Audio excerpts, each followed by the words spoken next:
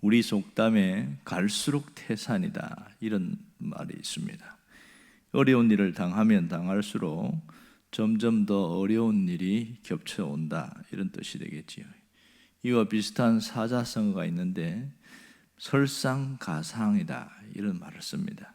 눈 위에 서리가 덮인 격인데 어려운 일이 연거푸 일어나는 것을 말하고 있습니다. 오늘 다윗에게 일어난 일이 바로 이러한 일입니다. 자기가 굉장히 어려운 일을 당했는데 더 큰 어려움이 자기 인생에 나타났습니다. 오늘 사무엘상 21장은 지독한 어려움에 빠진 다윗에 대한 이야기입니다. 그가 자신의 목숨을 부지하기 위해서 블레셋에 가서 더 큰 위기를 당하고 있습니다. 그럼 왜 다윗이 블레셋에 갔을까요? 적국인 블레셋에서 뭘 하려고 거기 가느냐는 겁니다. 이 사건의 배경을 보면 사울이 추격전을 벌이고 있습니다. 다윗을 죽이기 위해서 계속 사람을 보내서 죽이려고 하고 또 군사를 보내서 체포하고 그렇게 하는 그런 일이 있어서 도무지 살 수가 없어서 넘어가게 됐는데, 사실 다윗의 입장에서 보면 굉장히 억울한 일입니다.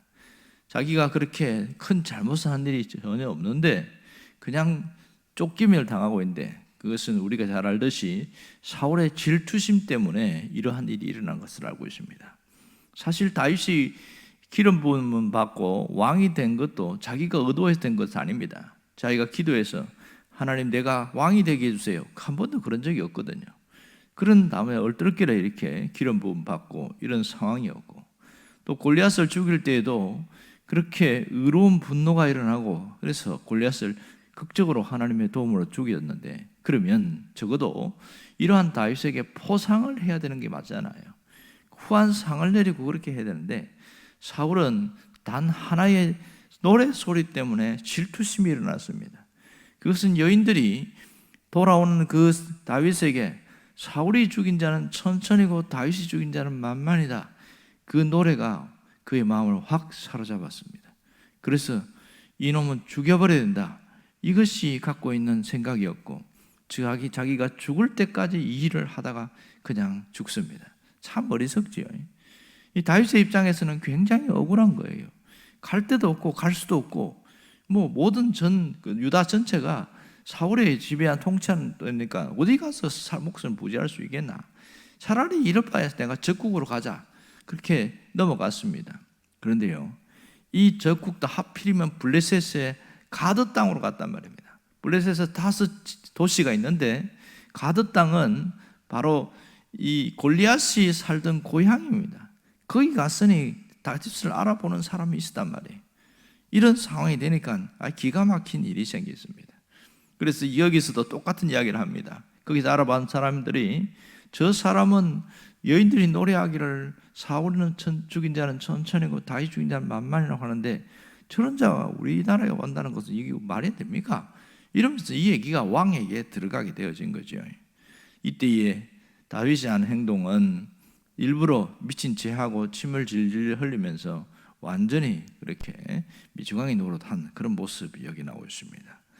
그러면 왜 다윗이 이러한 행동을 할 수밖에 없었는가? 이것부터 우리가 한번 따져봐야 되겠지요. 오늘 12절에 보면 앞에 그런 그때에 대한 대답이 보이고 있습니다. 다윗이 지금 이 사람들 하는 말을 듣고 마음에 두고 가드 왕 아기스를 심히 두려워했다 이렇게 말합니다. 심히 두려워했다. 인간적인 두려움에 사로잡혔기 때문에 결국은 그렇게 용맹한 다윗도 무너지게 되더라는 겁니다. 심히 두려워했다, 죽을 만큼 두려워했다, 이런 뜻이 되겠죠. 오늘 다윗의 이 수치스러운 모습을 공개하는 이유가 무엇인가, 이걸 우리가 잘 봐야 됩니다. 다윗은 그 짧은 순간에 하나님을 잃어버렸습니다. 늘 하나님을 붙들고 살았던 다윗이 하나님을 잃었어요. 하나님을 버렸다는 게 아니라 하나님을 놓치고 살았습니다.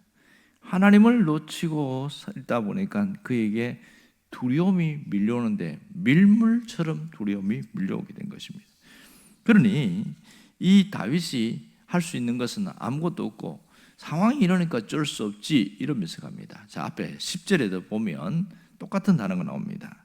보면 그날에 다윗이 사울을 두려워하여, 또 12절에도 아기스를 심히 두려워하여 이렇게 나옵니다.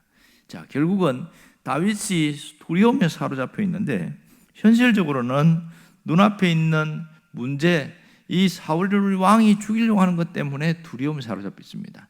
여기에 대해서는 누구도 부인할 수 없습니다.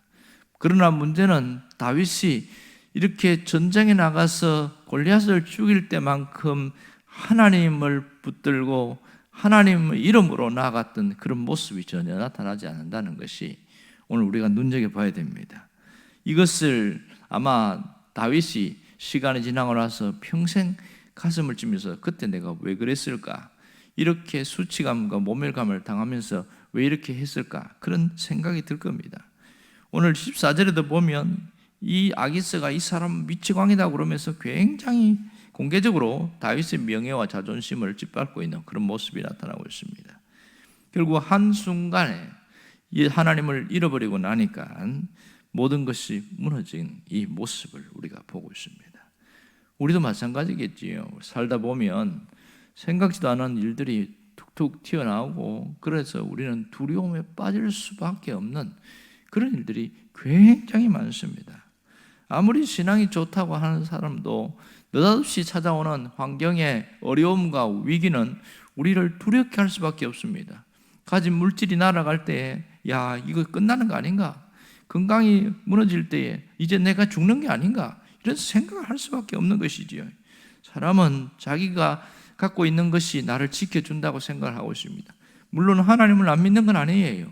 그러나 눈앞에 있는 현실에 내가 붙들고 있는 이것이 있어야 나를 지켜준다는 생각을 하기 때문에 그것이 없어지면 두려움에 빠질 수밖에 없습니다. 사람이 두려움에 빠지면 무슨 문제가 생기냐면 사람의 방법과 사람의 생각으로 살아가게 되어집니다. 사람을 찾아다니고 사람을 도움을 구하고 또 하나님보다는 사람에게 더 매달리게 되고 이런 일들이 반복되어진다는 겁니다. 시간이 지나면 지날수록 그것이 해결되는 것이 아니라 더 크게 밀려오고 두려움이 나를 사로잡고 급기야야 틀썩 주저앉아 버리고 그동안에 갖고 있던 경건과 신앙의 모습이 거의 무너진 그런 일들이 굉장히 많습니다. 그러다 보면 우리가 문제에만 집중하게 된다는 것이 가장 큰 문제입니다. 두려움이 오는 것은 환경이 그러니까 당연한 것이라 여기고 오직 문제에만 집중하고 거기에 골머리를 얹고 싸매고 있는데 해결이 안 되는 것은 더 안타까운 일이지요. 굉장히 해결이 더디단 말입니다. 이 두려움이 우리를 사로잡으면 무슨 생각이 드냐면 하나님이라는 존재가 의식에서 완전히 사라져버려요.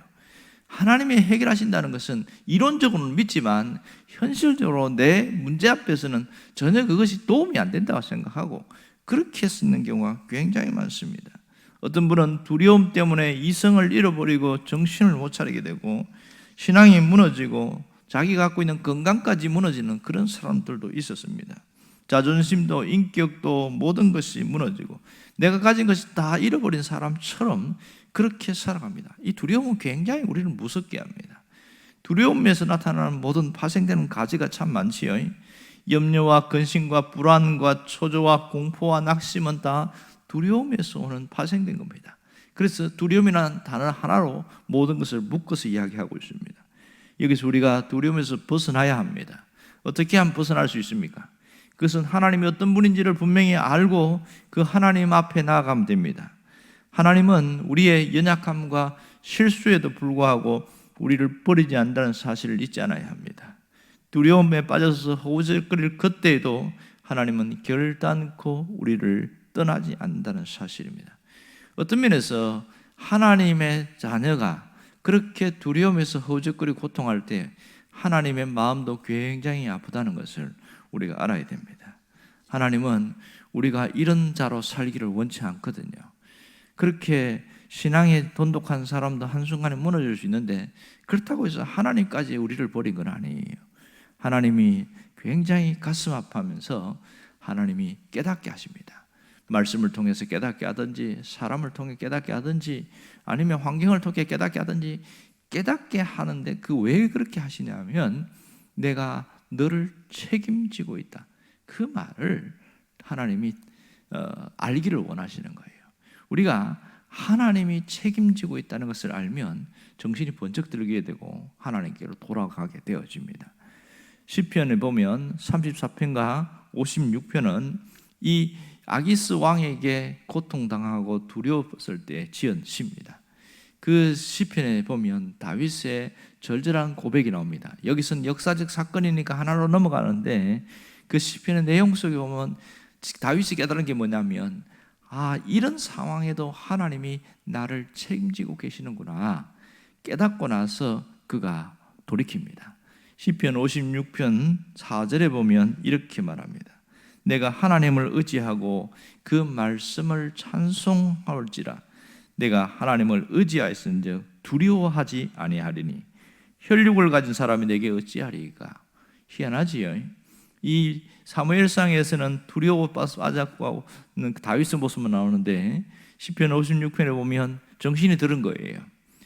이 상황에서 빠져나오면서 내가 왜 하나님을 잃어버리고 살았을까? 그 정신이 들고 나서 하나님을 의지한다는 말이 오늘 2번이나 나오고 있습니다. 계속 하나님을 의지하는 것. 하나님을 의지한다는 것은 그분이 나를 책임질 것에 대한 확신입니다. 그 약속을 붙들고 나가면 뭐가 빠져나갈까요? 내 안에 있는 두려움이 확 빠져나갑니다. 썰물이 빠져나가듯이 빠져나가 버립니다. 그럴 때에야 온전한 신앙으로 세워지게 되어집니다. 오늘도 마찬가지입니다. 하나님 우리를 지키실 것이라는 분명한 믿음과 확신이 있으면 여전히 기도의 자리에 머물게 되어지고 내가 하나님과의 관계가 무너지지 않습니다. 하나님을 잃어버리지 않으면 우리는 언제나 이길 수가 있습니다. 하나님은 여전히 우리가 모든 상황, 모든 환경에서 이기고 승리하는 자가 되기를 원하십니다. 나를 두렵게 하는 것이 무엇인지를 한번 점검해 보면 좋겠습니다. 나를 무너뜨리려고 하는 건 무엇인지를 바라보고 거기에서 빠지지 말고 다시 하나님을 의지할 수 있기를 원합니다. 이 다윗처럼 내가 하나님을 의지할지니 무엇을 두려워할까? 혈육을 두려워하지 않는다. 이 말은 혈육이라는 것은 죽을 운명의 사람 그런 뜻입니다. 그러니까 하나님과 대조되는 힘 없는 인간을 말합니다. 세상에서는 힘이 있어 보이지만 실상 하나님과 대조했을 때에 그런 혈육, 인간은 연약한 존재다. 내가 하나님을 더 두려워해야지. 이 경외심에 대한 겁니다. 그러니 이 다윗이 자신이 이런저런 일을 겪으면서 결국은 하나님이 해답이다. 그 부분을 깨닫고 정신을 차린 부분을 보고 있습니다. 우리는 이 부분을 깊이 생각해야 됩니다. 내가 결국은 다윗처럼 하나님이 내 인생의 해답이다. 그 고백이 있기를 주의 이름으로 축원합니다. 기도하겠습니다.